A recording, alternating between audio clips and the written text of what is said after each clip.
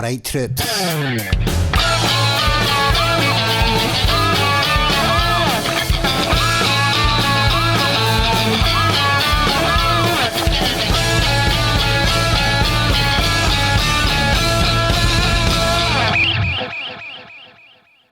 Tom, great to see you, my man. How are you getting on?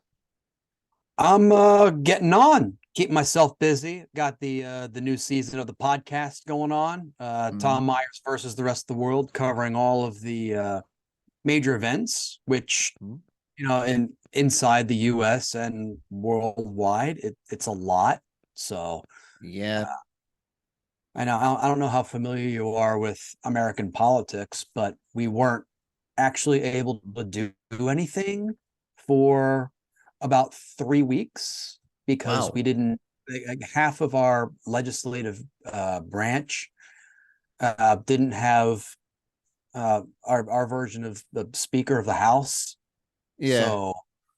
So that was it was all fun times and made for great podcast material. Well, so you're like me, you're just blasting through as much as you could from when you couldn't say anything really. Yeah, I mean it's just absolutely it's amazing how we as a society, I think, are we're just addicted to chaos. Like if we don't create it, then we need it for our own amusement, and in my case, I need it for the creation of content. Yeah, that was something that I was actually going to ask you because obviously I listen to your stuff as well. And do you think it has got to the point where it just seems like humanity gets to the point where we're like, okay, we're bored, nothing's going on that's of relevance. Let's create some new conflict that's going to cause even more conflict, what, and then get bored again in an even shorter space of time, and then create another one. Well, I also have a side gig where I do public address announcing for youth baseball, so I don't get bored easily. Uh, Plus, I have my own little hobbies. I like reading and doing research, things like that. So, yeah, I mean, yeah, if we didn't create our own conflict, then the podcast as I know it probably wouldn't exist. I mean, I would probably still do a podcast. It would just be like cooking recipes, basically. It would just be it would just be a cooking show.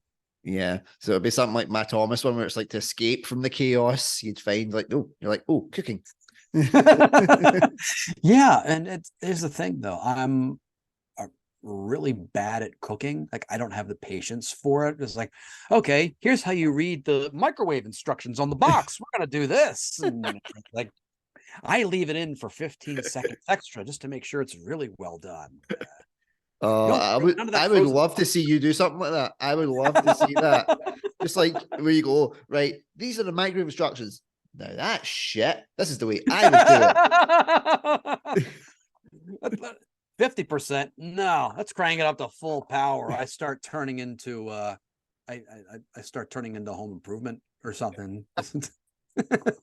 Explode the microwave and sail it across the room. That's always fun. Well, you just get me pop up every now and then, just as like the Wilson from the Fence, just like, yeah, maybe that's why Wilson was always hiding behind that fence. Yeah, he was afraid. Yeah, he was afraid. Like, where there's blame, there's a claim. It's like, and I think if you lived next door to Tim Allen, even not even like his character, Tim Allen, you'd be scared as well. Yeah. Like, I love him as Buzz Lightyear, but I learned so much about his character as a person from when he did that voice of Buzz Lightyear. Yeah. Well, you learn a lot more about people on social media, and like unfortunately, like the way he is on. That's one of the reasons why I left, like X or Twitter, whatever Elon Musk calls it next when this episode goes out. Yeah, by the time this goes out, they'll probably it'll be like some form of Jurassic Park type of like social media or something like that. Like, it's bad. Every time I hear someone saying X, I just feel like going like that. You know, like the Wonder Woman symbol or like the Wolverine symbol, just constantly every time. And the song X Go and Give It to You just sticks in my head. So after this, I'm going into mental health training, and where they'll be talking about really important, serious stuff. I'll have "It's gonna give it to you. I'm gonna give it to you." That's gonna be running through my head constantly. They'll just see me just like that.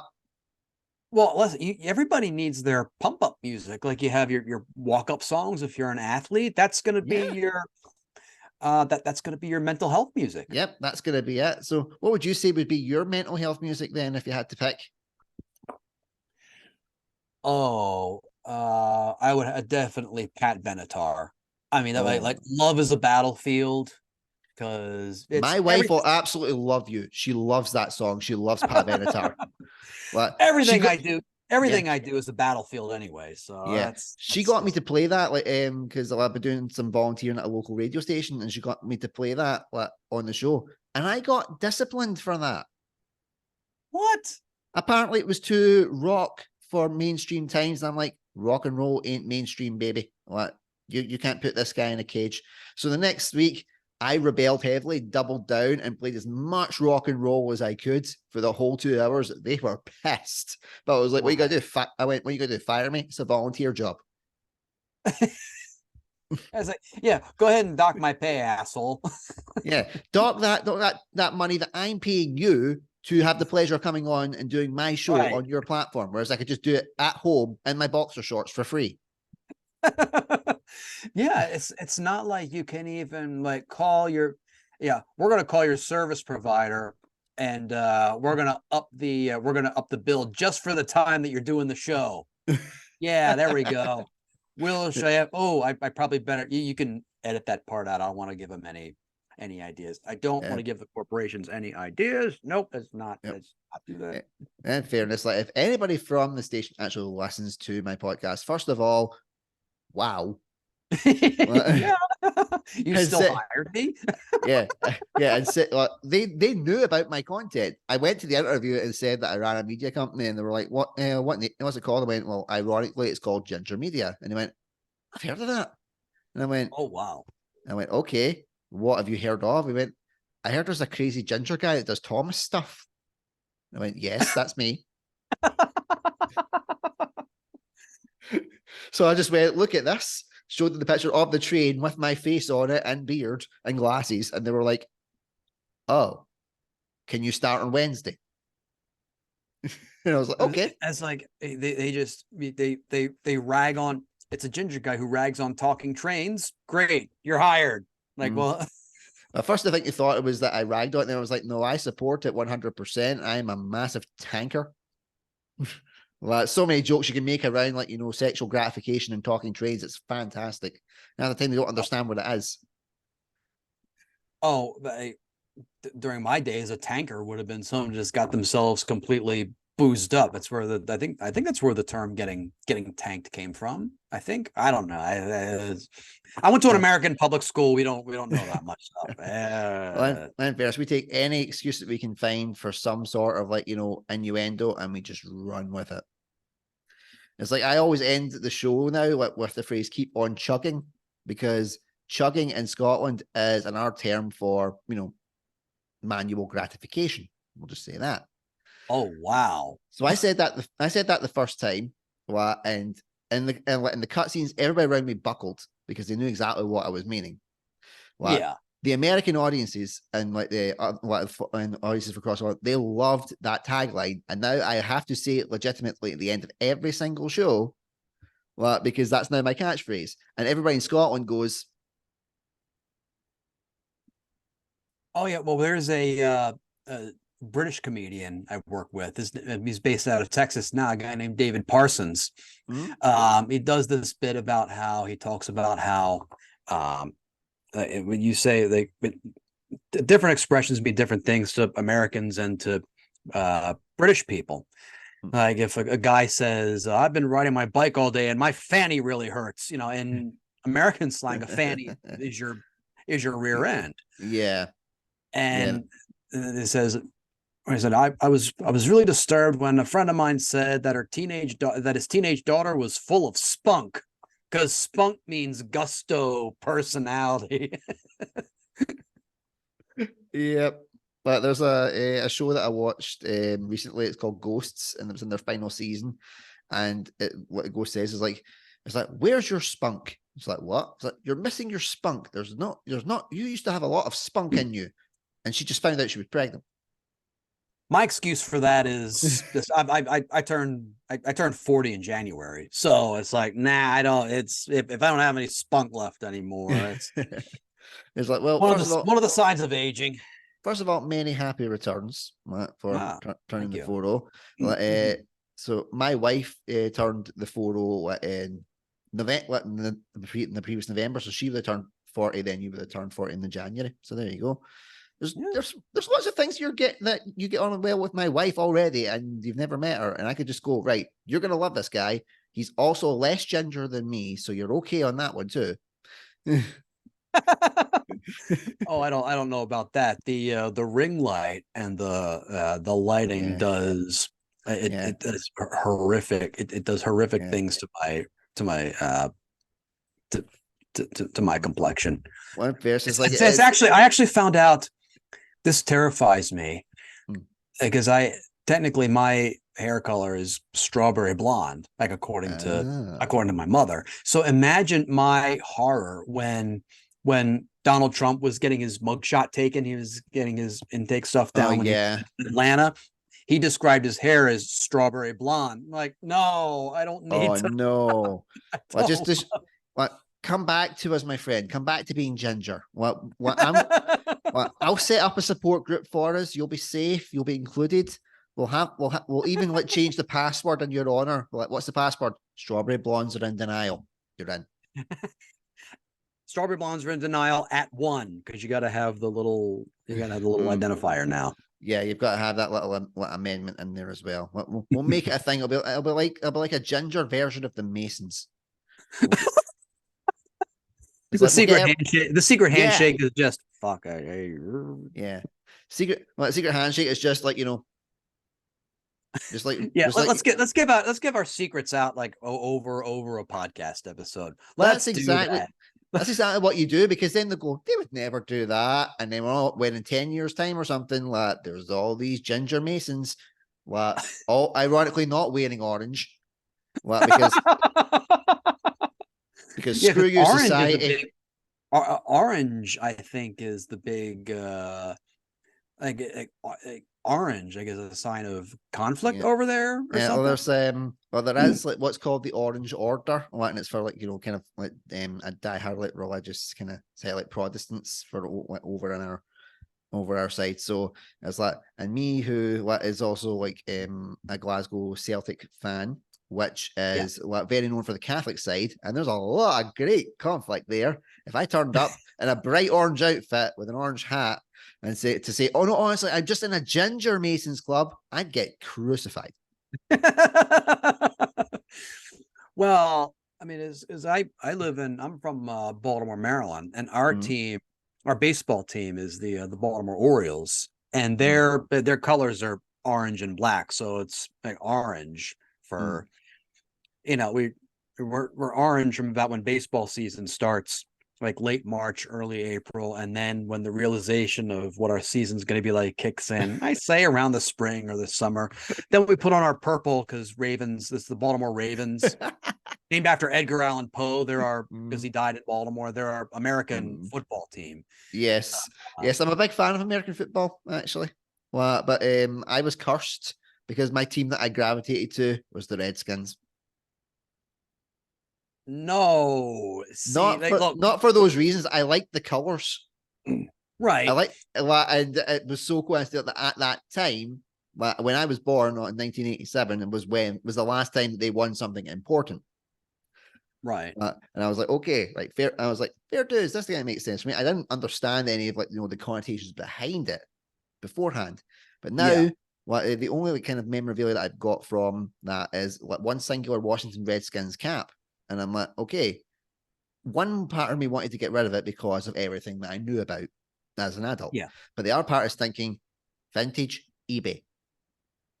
Yeah. I mean, I just leave that to my kids. It'll be their problem.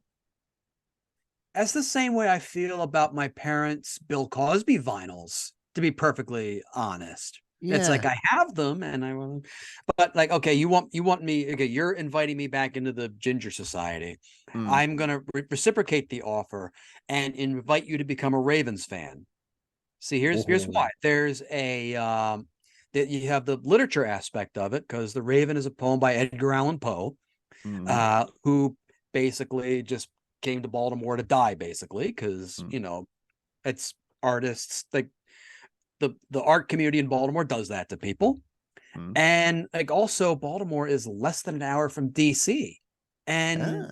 I don't know your thoughts on like on the color purple and all, but it's a good it's also like a blending of sort of the red and blue, like this sort of Mm. like moderate kind of centrist type things. So Right. you have that going for you. So you have literature, close proximity Mm. to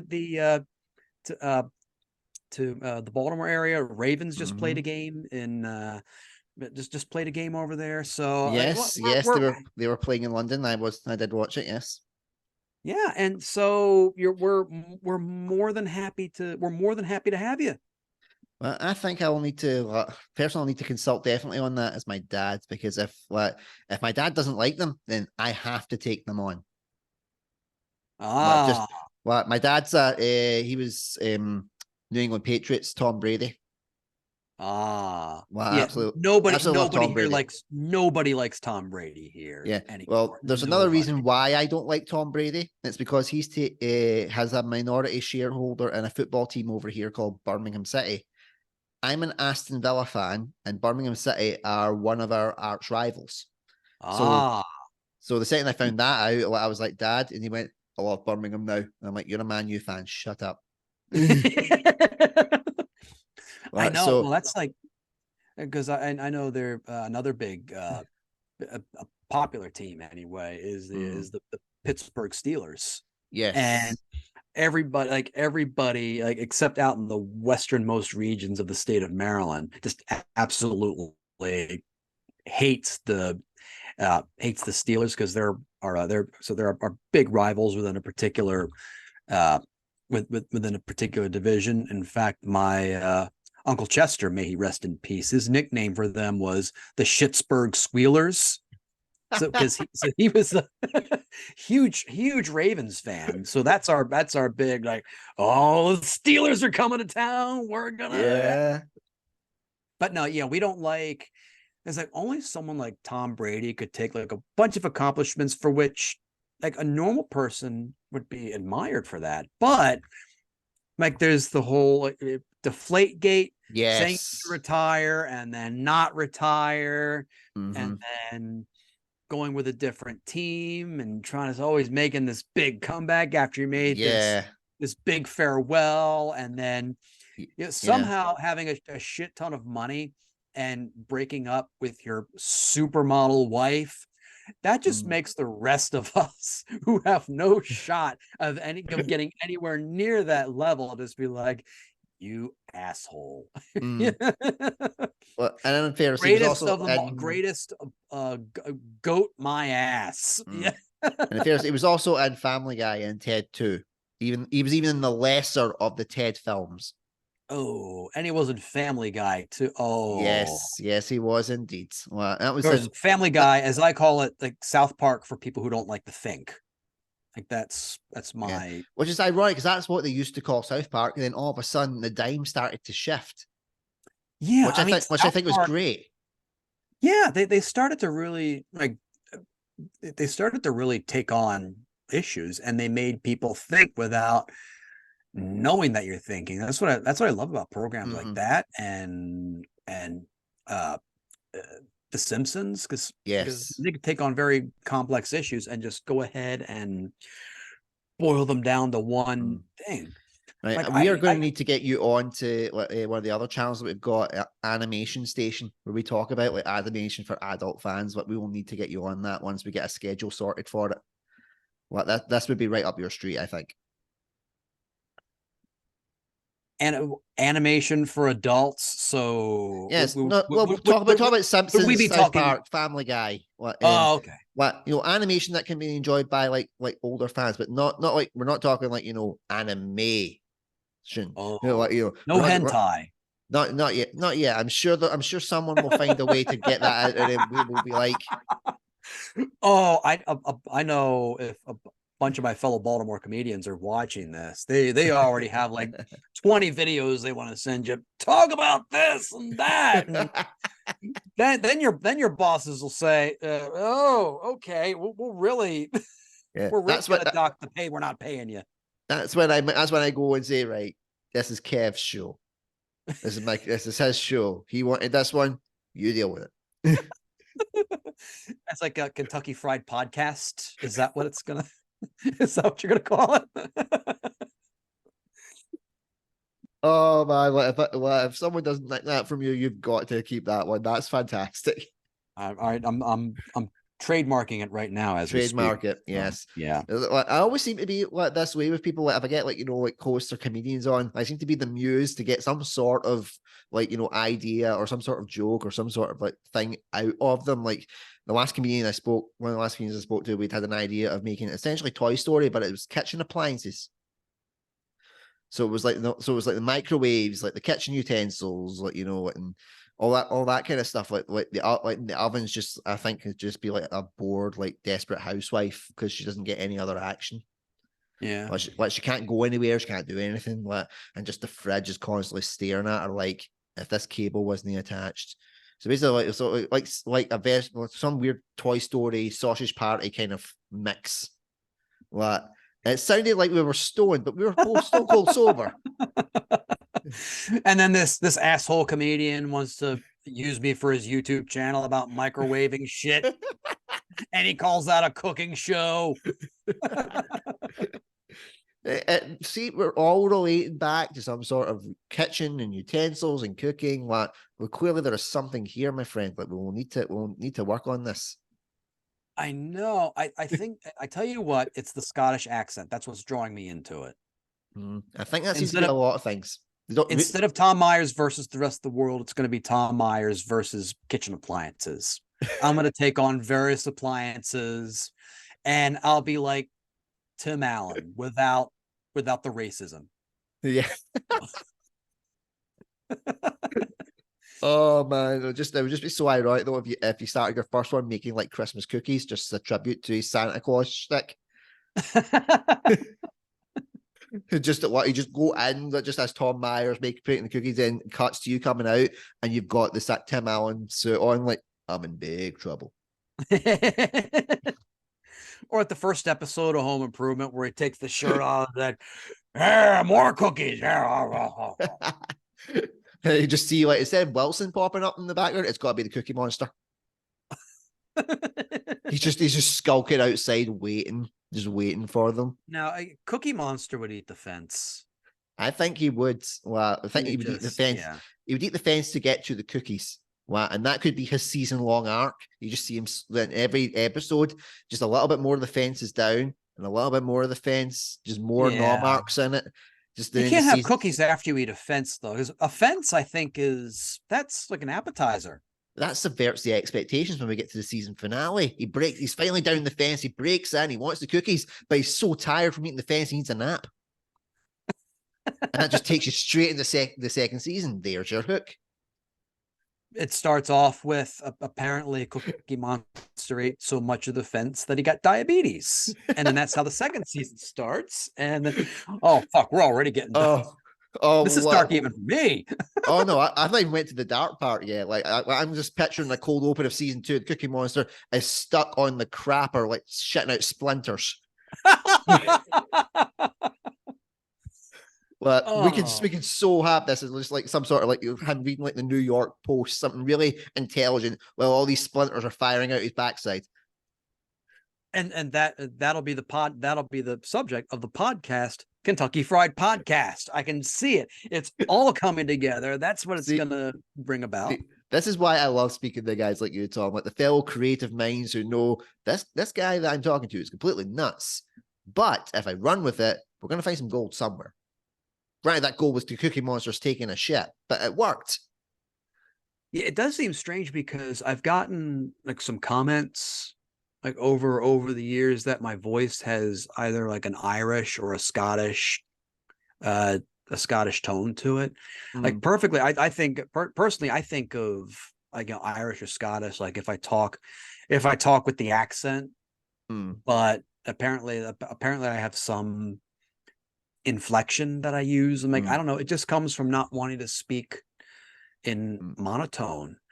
mm, Plus the fact that my my father, his mother died young, so he was raised by his grandfather. His grandfather was the son of Irish immigrants, mm. and his father, my great great grandfather, reportedly had a very thick Irish brogue. But Well, so maybe it somehow got passed along down yeah, through generations, maybe, and yeah. maybe It's I just have it.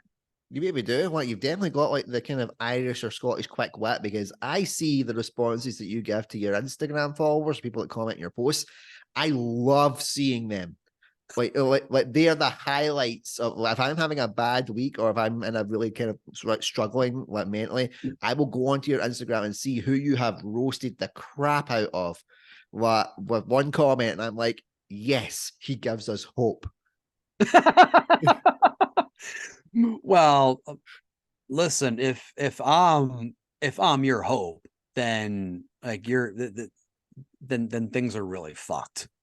Like or no, it's like, yeah, there's like, you have, like I said earlier, a bunch of problems here. We can't elect the speaker. We couldn't elect the speaker of the house, and Mm, then we just elected a guy. His name is Mike Johnson, mm. which, like, he's so forgettable. Like, he's the type of person who he would have to show ID in order to be allowed at his family's Christmas dinner. Like, only today's, Republican Party Oh my god. would go ahead and elect a speaker, Mike Johnson, who sounds like he has the same name as a dildo.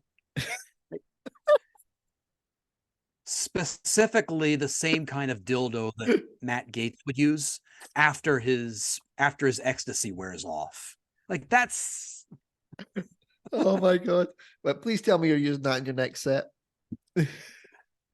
I mean, it's definitely it's definitely a part of the next episode of It'll podcast need to when it be. comes out. It'll Tom need to be. Myers versus the rest of the world. I mean, it has to be, because I already I've dedicated 3 episodes so far solely to the fact that we couldn't elect the Speaker of the House. It's So just it's like, what. okay, now I have to cover this. And Yeah. Were you hoping like it went kind of the South Park route where like like where it was the whole Garrison Trump analogy, and it just runs for a whole season where you've just got no one and no speaker, and you're just having to constantly roast that there's no speaker for like a full season. I mean, well, we had something similar with when one of our Supreme Court justices passed away, and this is in the final years of Obama's second term. Mm, And per the Constitution, he appoints the Supreme Court justice, and um, our Senate is supposed to confirm him. So he went ahead and nominated someone that he thought this Senate, which was controlled by Republicans, as Obama was a Democrat, was controlled by Republicans, would confirm, but they wouldn't take it up because it was Obama's last year and they wanted to go ahead and deny him that Supreme Court thing. So the following year, Trump gets elected and they mm. say, hey, we have the Supreme Court vacancy. Okay, here's someone, boom, he's in, and then so that's it's pretty much it's pretty much like that, like where, like, the Simpsons or even South Park, they Hmm. accurately predict the future. Yeah, the amount of times the Simpsons has done it is unreal. Like there could be like top 100 lists for stuff that they've predicted. Oh, Well, like predicting COVID, I think, yeah, is what they did. Yeah. yeah, they predicted that. Like they predicted Trump being in power. What there's so many things that you look at it and you go, Simpsons did it. It's so true. Well, I Yeah, it wanted, was the episode where Lisa imagines she's president of the United States and she says she's cleaning up after the Trump administration. I mean, yeah, that's it's just Millhouse. We're broke. I I think we were all Millhouse for a while there during Yeah, the Trump years. Yeah. yeah, yeah. It's very much like the same over what in our end is we've got like the fat cats, like what we're called the Tories.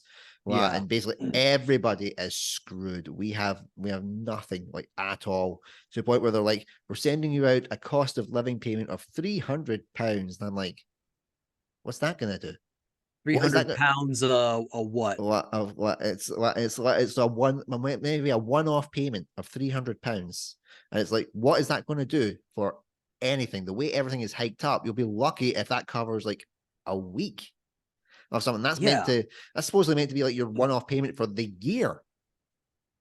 And it's That's like, weird because yeah, in this country, it seems to be you have like a little bit of like you have some uh Democrats and then some Republicans. Like you had Franklin Delano Roosevelt, who was through the Great Depression, World War II, and then once you had Roosevelt and Harry Truman, then you had Eisenhower, Dwight Eisenhower, and then he selected Nixon as his vice president. So that got mm, Richard Nixon into the thing. So it was yeah, Republicans him. Then you had John F. Kennedy and Lyndon Johnson. Then you had Nixon come back, and then you had Carter, and then you had Reagan, Bush, and the hmm, whole idea it came yeah, around Thatcherism, trickle down economics, and all. Then you had Clinton, then you had Bush, and then like Obama, and then Trump, and yeah. now we've got Biden, yeah, Biden, and hopefully, like that seems to be spilling the end of, yeah, or coming close to it anyway, of corporate welfare, and mm, because we've had this system in place for so long where people are saying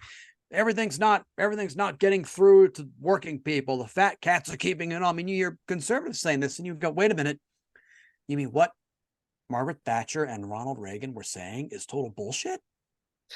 You mean to tell me trickle down economics doesn't work? No. Unbelievable. I've only been saying this since it yeah. fucking started. Oh my god, but it's so true. It's just so true. Like that's why whenever it was like, Andrew, you've had a massive breakdown, you can no longer work anymore. What are you gonna do? And I'm like, well, the entire country's fucked. The entire world is fucked. So I might as well live my little bit of existence doing what I want to do while I can. If it means for once I had to actually, claim benefits, saying the fact that I worked for 18 years where to get me nowhere, why not? I'm Yeah. going to do something that makes me happy and helps other people, and it gets me to meet good people like yourself. So promote your podcast to my followers so more people can come and see it. Sell, my friend. Go. Yeah, buddy. Tom Myers versus the rest of the world. New episodes drop on Thursdays. I take little breaks from during the Christmas break and during the summer, but you can catch all episodes wherever you get your podcast. The website is tommyers.us. You can find my Mastodon, which is where I went after I left Twitter. Like Mastodon's the new site now. It's growing since Twitter users are dropping off. The Instagram, the Facebook. I have the YouTube channel. That's my next goal, is to try to get monetization off of YouTube. So try and support that channel, subscribe, give me the views and give me the watch time so I can get close to the monetization, so I can go ahead and afford those big shiny materialistic things that everybody says I should get. So, Yep. but no, the podcast is actually it's doing well. And I know because like this is the most creative I have felt putting it together. I never felt more positive about it. Never felt more creative at this time. Like I said, I did the 3 episode arc where we didn't have the speaker, and then I managed to put together. Now this is a comedy podcast, but I also bill it as politics and news commentary. But I also put together something about the Israel Hamas conflict. So I had on a friend of mine as a human rights activist for a discussion. It was a great discussion. That one just dropped today as we're recording this. That one dropped today. So I highly recommend uh, giving that a listen. How do 4 comedians and a human rights activist, how do we solve the Israel Hamas crisis? Spoiler alert, we don't, but we give it a try. And just go ahead and give it a listen. That's all I could say. Definitely, my friend. Like the links will be in the description of this video. Go and check his stuff out. Like I am an active listener myself. Like I check it out. Obviously, we've already touched on it, like your social feeds. Like I do mean it. Like when I was really struggling, like the last couple of months when things kind of went the way they went, I needed something to give me like that little bit of a laugh when I couldn't find anything. And seeing you going on and like absolutely torching these guys who were quite frankly, as we would call them in Britain, knobheads. What you just completely destroying them was fantastic. And I was just like, you know what? Keep fighting for guys like us, man. Like keep doing it because you're a good guy. And I will support you as much as I can. Oh, much appreciated, man. Thanks a bunch. No, it's a pleasure, man. Well, we got to stick together in this, as we say. But everybody, thank Gingers you. unite. Down with Yep. the strawberry blondes. Oh, wait a minute. Ginger and proud. Ginger and proud.